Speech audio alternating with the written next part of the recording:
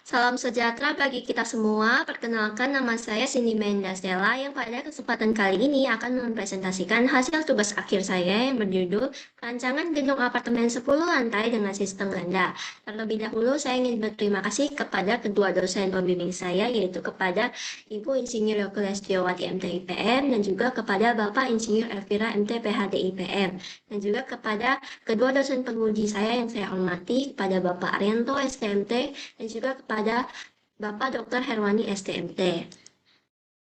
Adapun latar belakang yang melatar belakangi saya dalam menulis tugas akhir ini ialah terbatasnya lahan hunian penduduk menyebabkan hunian vertikal atau apartemen semakin banyak untuk dibangun. Namun, seperti yang kita ketahui bahwa semakin tinggi suatu gedung, maka semakin tinggi pula simpangan lateral yang terjadi. Dalam perencanaan tugas akhir ini, saya akan merencanakan gedung apartemen yang saya lokasikan di Kota Medan. Namun, berdasarkan peta zonasi gempa Indonesia pada tahun 2021, Kota Medan termasuk dalam kota dengan wilayah zona gempa yang tinggi. Sehingga saya melakukan sebuah solusi, yaitu membangun gedung apartemen dengan sistem ganda. Adapun dapat kita lihat bersama pada ilustrasi perbandingan sistem struktur pada gedung, sistem ganda dinilai lebih efektif untuk menahan simpangan lateral yang terjadi dibandingkan dengan sistem struktur lainnya, di mana struktur bagian atas akan ditahan oleh portal, sedangkan struktur bagian bawah akan ditahan oleh dinding geser. Hal inilah yang dapat membuat sistem ganda menjadi struktur yang menjadi lebih kuat dan kaku. Dengan perbedaan perilaku antara rangka dan shear wall, di mana pada rangka akan berperilaku shear mode dan pada shear wall akan berperilaku bending mode saat menerima gaya lateral gempa.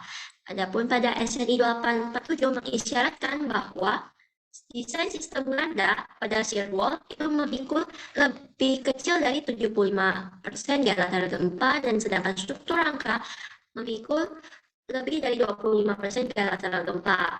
Dalam hal ini, struktur rangka diizinkan memikul lebih dari 25% gaya lateral gempa yang bertujuan untuk menjadi peran second defense mechanism atau pertahanan kedua cadangan, sehingga ketika struktur shear wall telah mengalami kehancuran total, struktur rangka diharapkan dapat memiliki energi cadangan sebesar 25% untuk menghadapi gaya lateral gempa, sehingga struktur tidak mengalami kegagalan total. Adapun perumusan masalah dalam tugas akhir ini ialah bagaimana perancangan dan analisa perilaku struktur tahan gempa, dan juga bagaimana dan untuk tujuan masalah ialah mengkaji perancangan dan analisa perilaku struktur tahan gempa pada gedung. Untuk pembatasan masalah dan tugas akhir ini ialah jadi dari proses pengumpulan data dan perencanaan struktur utama, sekunder, dan bawah. Kemudian untuk sistem penahan gempa yang digunakan ialah sistem ganda dengan kombinasi SRPM dan shear wall, dan tidak meliputi sistem utilitas gedung dan analisa biaya.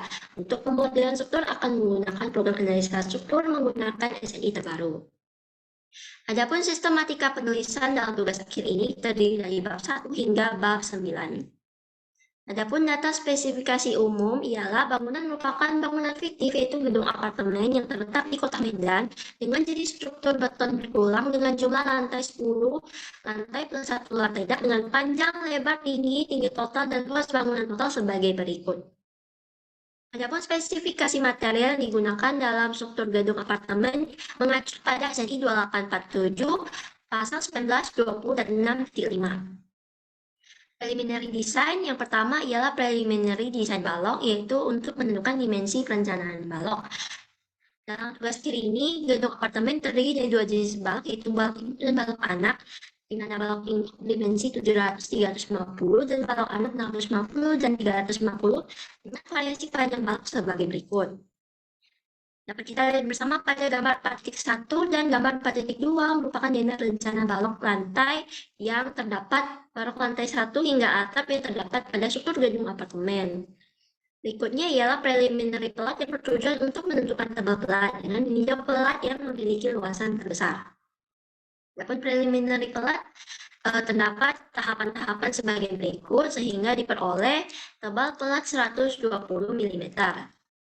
Kemudian untuk preliminary kolom ialah untuk menentukan dimensi kolom B dikali H dengan meninjau kolom dengan luas tributari terbesar dan beban paling besar pada daerah tributarinya. Dalam preliminary kolom akan mengacu pembebanan berdasarkan SNI 1727 dan juga akan dikombinasikan pembebanannya sebagai berikut. Kemudian akan berhitung beban kolom dan faktor dan sampailah di tahapan untuk menghitung dan dikontrol apakah total beban memenuhi persyaratan S perlu lebih kecil dari S rencana, sehingga diperoleh bahwa S perlu lebih kecil daripada S rencana yang direncanakan, itu kolom berdimensi 800 ke 800. Sehingga kolom berdimensi 800-800 dapat digunakan. Adapun dalam preliminary shear wall ialah untuk menentukan tebal dari shear wall. Terdapat dua jenis shear wall dengan perbedaan bentang, yaitu SW1 7,5 meter dan juga SW2 6 meter yang menerus dari lantai dasar ke lantai atap. Dalam preliminary shear wall akan ditentukan tebal yang digunakan dalam shear wall. Mengacu pada pasal 11.311 digunakanlah tebal minimum dalam shear wall sebesar 250 mili. Untuk preliminary tangga terdapat dua tipe tangga dengan perbedaan elevasi lantai, yang mana tipe 1 akan menggunakan elevasi 5 meter dan tipe 2 itu lantai 2 hingga lantai atap menggunakan elevasi 4 meter dengan ketebalan plat 200 meter. Sehingga dapat diperoleh gambar 4.5 dan 4.6 rencana tangga tipe lantai 1 dan lantai tipe 1 dan tipe 2. Berikut adalah preliminary lift. Tipe lift yang digunakan ialah tipe passenger dengan jumlah lift 3 buah mengikuti brosur dari lift Hyundai Elevator dengan kapasitas dan dimensi sebagai berikut. Adapun preliminary tangki air digunakan 4 unit tangki air dalam gedung apartemen ini yang akan diletakkan pada lantai atap dengan dapat dilihat pada gambar 4.13 layout letakkan tangki air pada lantai atas sebagai berikut. Dengan penggunaan beban pada tangki air akan dibebankan beban terpusat yang dipusatkan pada balok induk B11. Berikutnya adalah analisis struktur. Dalam menganalisis struktur terdapat tahapan pemodelan elemen struktur dan pemodelan beban, di mana pemodelan elemen struktur akan dianalisis elemen telat hingga elemen tangga, kemudian pemodelan beban akan dianalisis beban mati dan beban lift sampai dengan beban lift dan tangki air. Dalam struktur ini akan dianalisa secara dinamik menggunakan metode respons spektrum atau metode RFD yang semuanya akan dibantu dalam program analisa struktur. Yang pertama ialah pemodelan elemen struktur, yaitu define property balok menggunakan beton 30 RC 30 MPa dengan mutu tulangan FI 420 MPa, mereduksi momen inersia 35%, dengan define kedua jenis balok selimut beton 40 mili. Dengan panjang variasi sebagai berikut, diperolehlah gambar 5.7 pemodelan properti balok pada lantai 1. Berikutnya ialah define properti kolom dengan mutu beton dan mutu tulang yang sama dengan reduksi momen inersia 70% dengan menghasilkanlah gambar 5.9 pemodelan properti kolom sebagai berikut. Berikutnya adalah define properti plat lantai dengan ketebalan plat 120 mili dengan mutu beton yang sama FC 30 MPa, reduksi momen inersia 25% sehingga diperolehlah gambar 5.11 pemodelan plat lantai sebagai berikut. Berikutnya ialah define property shear wall dengan modeling type shell thin dengan ketebalan wall 250 mili dengan diperolehlah hasil gambar 5.13 pemodelan shear wall sebagai berikut. Berikutnya ialah pemodelan beban, yaitu beban mati. Beban mati terdiri dari dua jenis, yaitu deadload dan SIDL, yaitu superimposed deadload atau beban mati tambahan. Beban deadload akan dikalkulasikan secara otomatis dalam program analisa struktur. Kemudian untuk beban mati tambahan akan dianalisa ketiga beban berikut, yaitu dinding, finishing lantai, dan finishing tangga, sehingga diperoleh beban sebagai berikut. Dalam menginput beban SIDL dalam program analisa struktur, untuk menginput pemodelan ini akan menjalankan perintah assign distributed frame loads, dan pada gambar 5.27 dapat kita lihat dalam menginput beban mati tambahan pada plat lantai dan menjalankan perintah assign uniform shell loads. Adapun dalam pemodelan beban hidup akan mengacu pada SNI 1727 mengikuti dari dena arsitektural dengan ditambah beban air hujan setinggi 5 cm pada lantai atap. Dan untuk menginput beban hidup pada lantai akan menjalankan perintah assign uniform shell loads.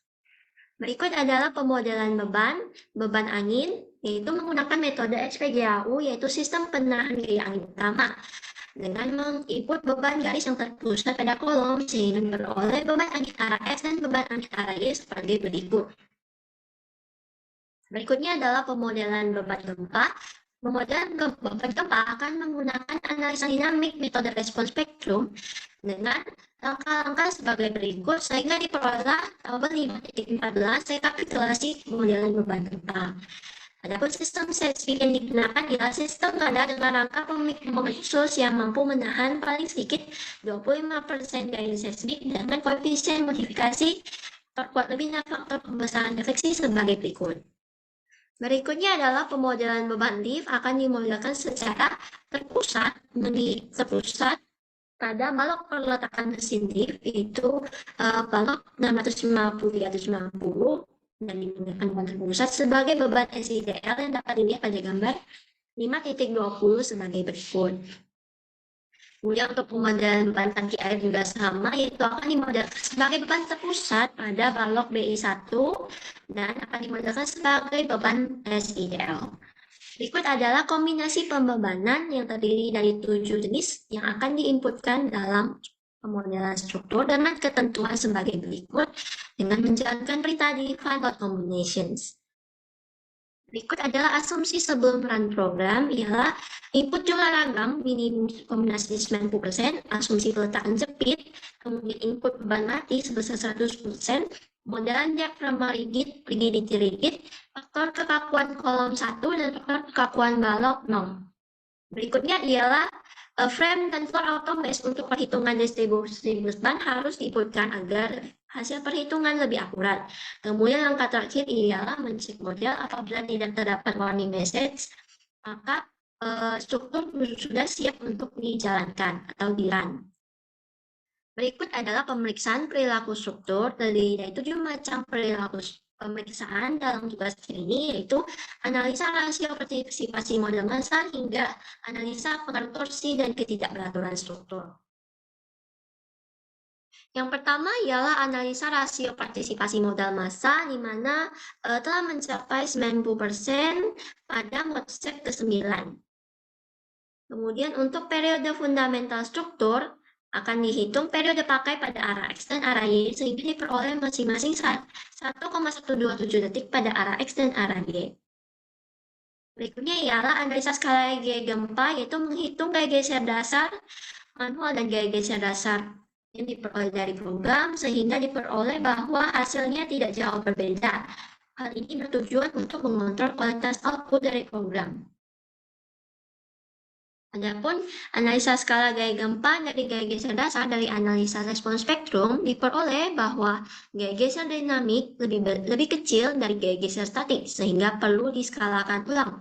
Kemudian setelah akan menghitung faktor skala gaya gempa baru dan akan dijalankan kembali program dan dilakukan run sehingga diperoleh bahwa gaya geser dinamik telah sama dengan gaya geser statik sehingga analisa skala gaya gempa telah memenuhi persyaratan. Berikutnya ialah distribusi gaya geser pada sistem ganda, di mana sistem rangka pemikul momen paling sedikit 25%, pemikul paling sedikit 25% dan shear wall memikul maksimal 75%. Dengan tahapan sebagai berikut diperolehlah dapat kita lihat bersama tabel 6.8 bahwa frame hasil dari arah X dan arah Y lebih besar daripada 25% dan juga shear wall telah memenuhi persyaratan yaitu lebih kecil daripada 75%, sehingga analisa distribusi gaya geser pada sistem ganda telah memenuhi persyaratan.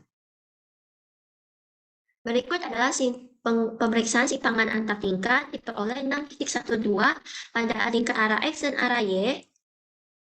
Simpangan yang terjadi tidak melebihi simpangan izinnya, sehingga pada pemeriksaan simpangan antar tingkat struktur gedung apartemen telah memenuhi persyaratan.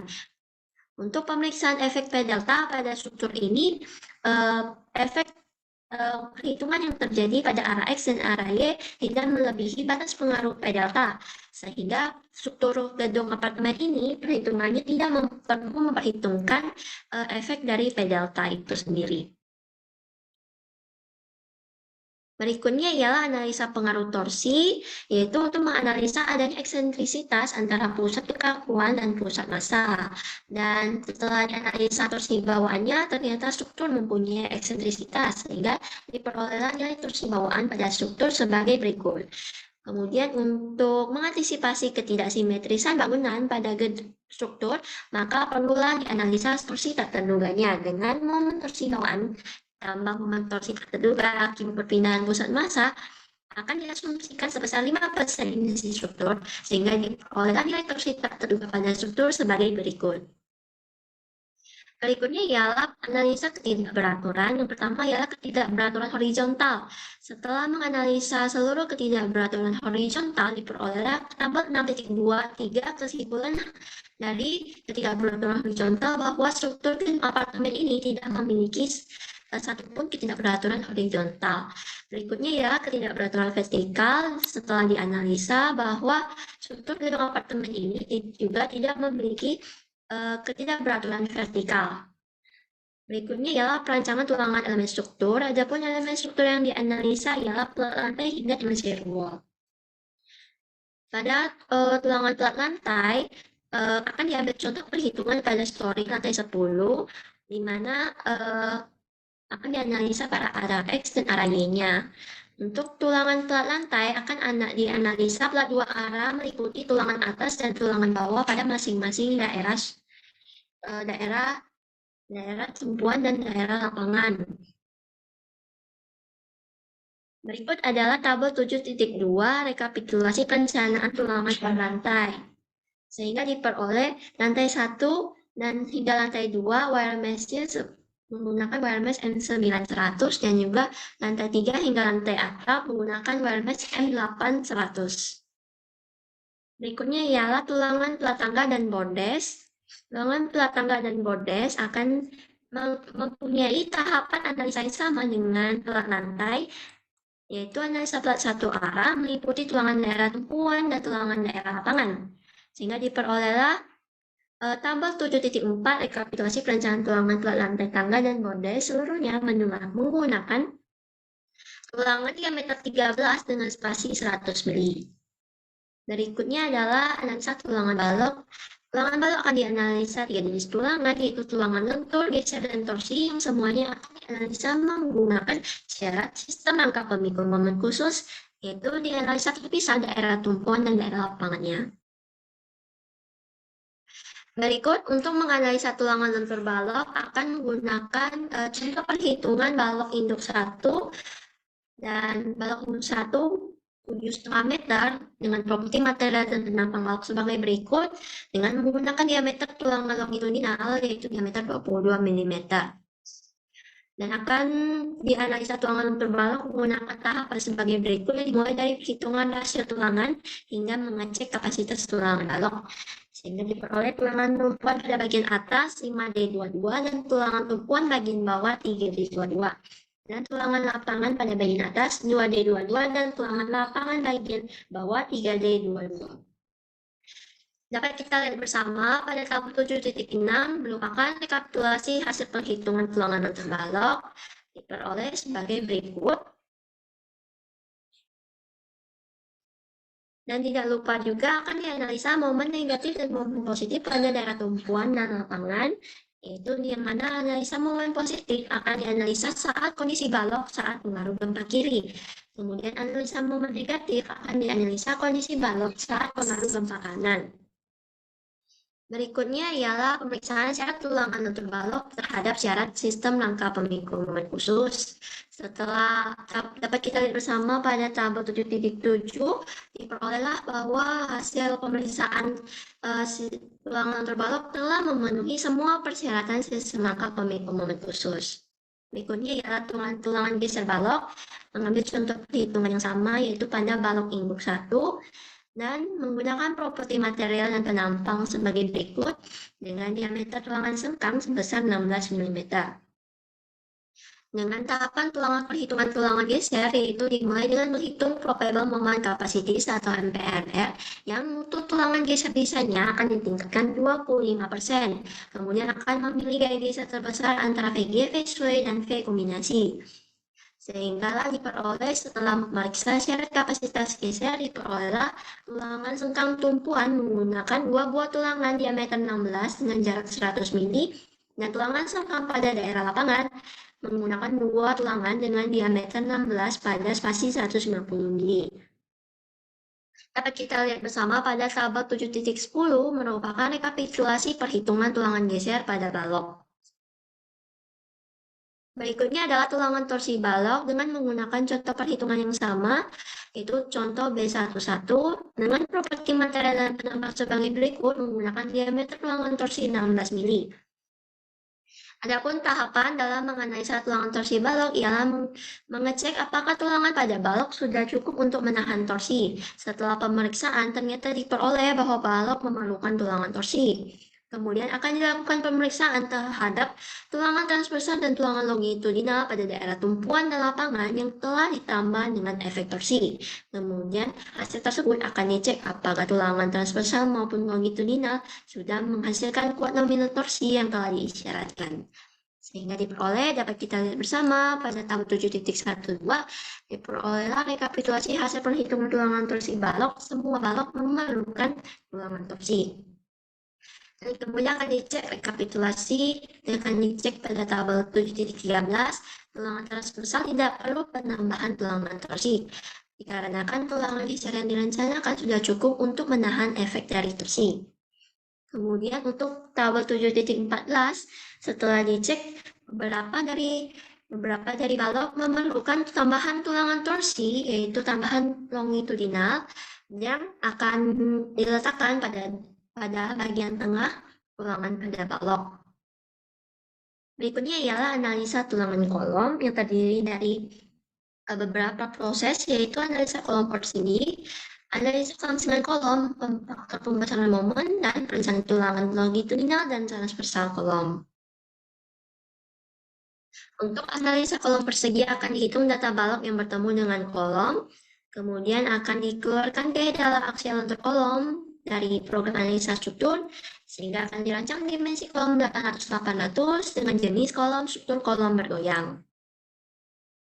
Adapun tahapan dalam analisa kelangsingan kolom ialah menentukan apakah kolom termasuk dengan kolom langsing atau tidak, sehingga diperoleh untuk menentukan kekakuan struktur kolom akan menggunakan metode peningkatan Jackson and Morgan alignment chart, sehingga diperoleh dari kekakuan arah X dan arah Y sebagai berikut.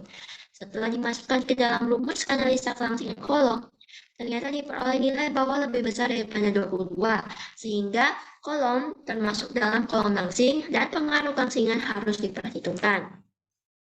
Dalam menyatakan pengaruh kelangsingan akan dinyatakan dengan adanya pembesaran momen kolom, sehingga faktor pembesaran momen kolom akan dihitung.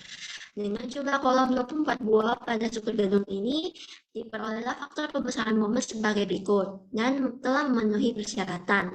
Dan diperolehlah analisa faktor pembesaran momen untuk ujung atas dan ujung bawah masing-masing pada arah X dan arah Y sebagai berikut. Sehingga diperolehlah gaya dalam kolom terbaru yang telah dikalkulasikan dengan pembesaran momen kolomnya sebagai berikut.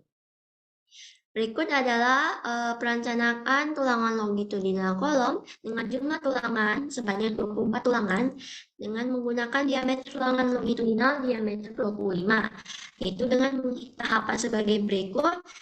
Dengan tahapan terakhir yaitu menghitung kuat tekan nominal kolom dan akan dilanjutkan ke pemeriksaan kapasitas kolom. Pemeriksaan kapasitas kolom ini akan menggunakan metode diagram interaksi kolom, yang mana formasi tulangan kolom dapat dilihat pada gambar 7.10 dengan 7 tulangan di setiap sisi.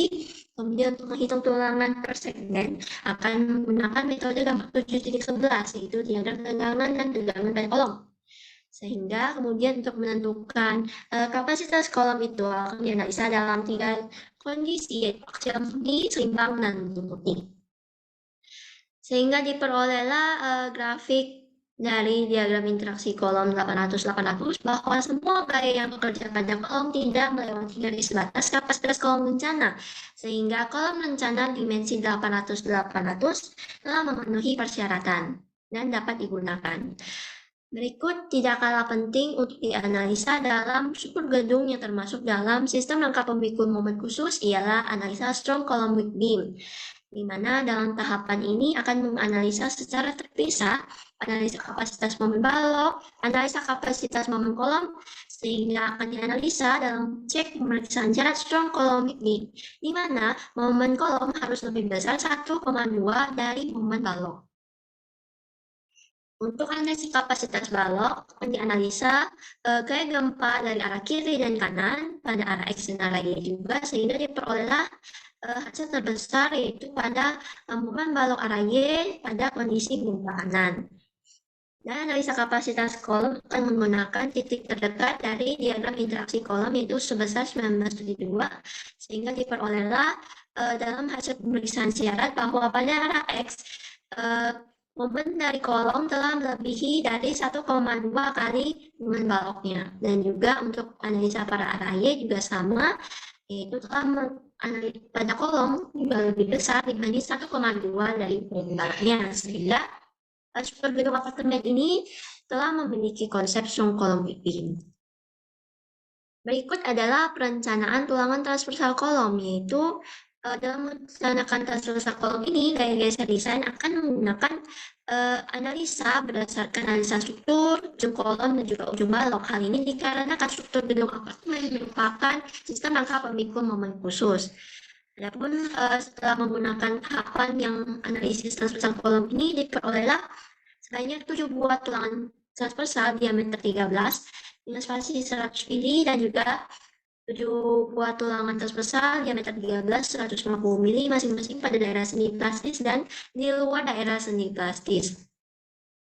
Berikutnya ialah perencanaan HBK, yaitu untuk menghitung keperluan jumlah tulangan geser yang akan dipasang pada daerah sambungan balok kolom dengan menggunakan diameter tulangan geser pada daerah HBK dengan diameter 19 mm. Adapun dalam tahapan menganalisa hubungan balok kolom ini ialah dengan pertama-tama menghitung dimensi pada join dan hingga pada akhirnya menghitung tulangan pakai pada join, sehingga diperoleh bahwa 7 diperoleh untuk daerah HBK ini akan digunakan 7 tulangan HBK sebanyak dengan diameter 19 dengan spasi 100 mm. Berikutnya ialah elemen shear wall, itu akan dianalisa kuat geser material beton, kemudian akan dianalisa kategori shear wall, desain tulangan longitudinal transversal shear wall, dan juga desain boundary element.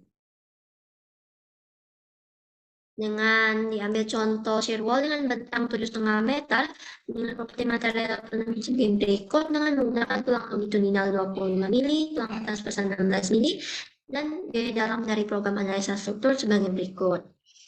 Untuk menentukan kuat geser material beton digunakan 2 jenis metode, yaitu metode sederhana dan metode detail, sehingga diperoleh dan akan diambil nilai VC terkecil dari 3 metode, sehingga diambillah nilai VC dari metode sederhana sebagai berikut. Untuk menentukan kategori shear wall, akan dianalisa apakah V lebih besar daripada parameter atau V lebih kecil dari parameter. Setelah menghitung, diperolehlah V lebih besar daripada parameter. Untuk perencanaan tulangan longitudinal akan menggunakan tahapan sebagai berikut. Berdasarkan hasil analisis sebelumnya, di mana V lebih besar dari parameter, maka rasio tulangan minimum yang digunakan haruslah lebih besar daripada 0,25%. Kemudian diperolehlah tulangan longitudinal pada cebol harus menggunakan 2 lapis tulangan jika memenuhi 2 kondisi daripada hal berikut ini. Kemudian menentukan jumlah tulangan longitudinal akan menggunakan metode trial error dengan memperhatikan rasio tulangan minimum, sehingga diperoleh pada program analisa kolom diperolehlah 104 buah diameter 25 tulangan longitudinal dengan spasi 150 mm. Dengan rasio tulangan yang lebih besar daripada rasio tulang minimum yang ditetapkan, maka shear wall harus dipasang sengkang ikat di setiap perpotongan dengan tulangan transversal. Adapun kapasitas tulangan kolom telah memenuhi persyaratan, sehingga diameter 25 dengan spasi 150 mm dapat digunakan. Kemudian untuk desain tulangan transversal menggunakan tahapan sebagai berikut dengan rasio tulangan yang masih sama, yaitu 0,25%. Dengan perhitungan kuat nominal geser shear wall, akan dianalisa kuat geser beton dan tulangan dan nominal untuk menganalisa kapasitas tulangannya, sehingga diperoleh bahwa kuat geser beton dan nilai-nilai masing-masing kuat geser dalam tulangan transversal ini akan dianalisa 2 jenis syarat kapasitas tulangan. Dan dapat kita lihat bersama bahwa hasil dari syarat kapasitas tulangan ini telah memenuhi persyaratan. Berikut ialah mengecek apakah shear wall membutuhkan boundary element. Dapat kita lihat pada parameter berikut ini, ternyata nilainya memenuhi dari persyaratan, sehingga shear wall membutuhkan boundary element.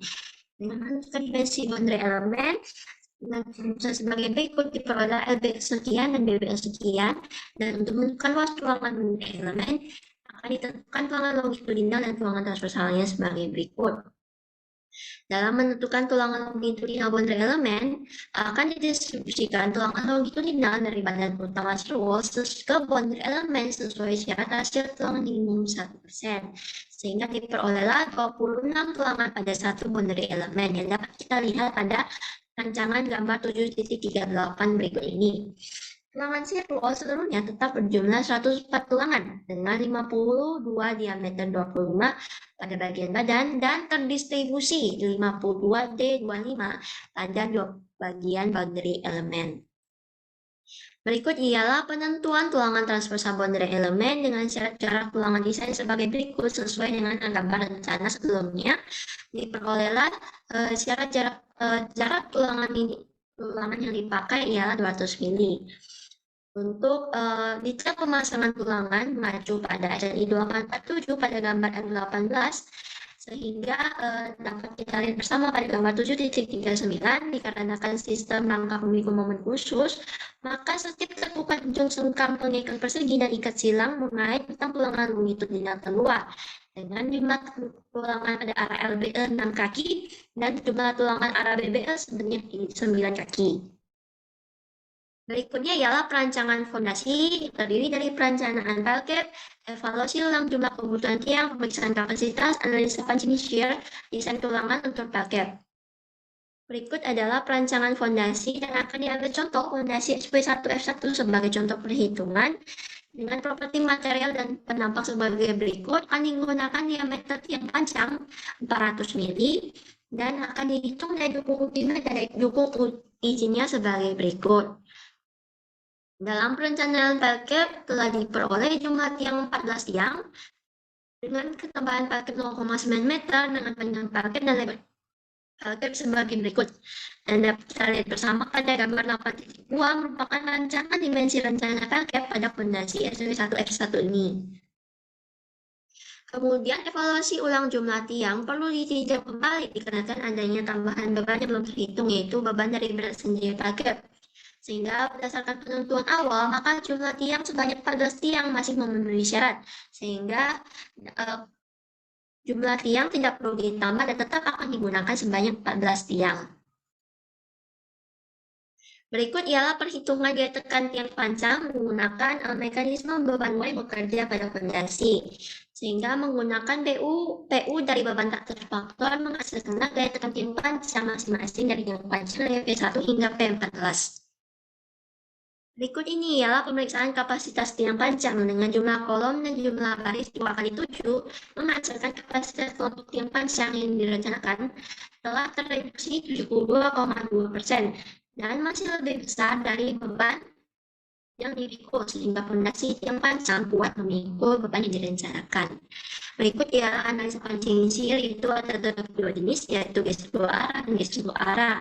Di mana pada geser satu arah tidak perlu dianalisa dikarenakan daerah kritis yang mengikuti tiang panjang, maka peruntukan geser terdiri di luar tiang panjang sehingga plat bulkhead aman dari kondisi peruntukan geser.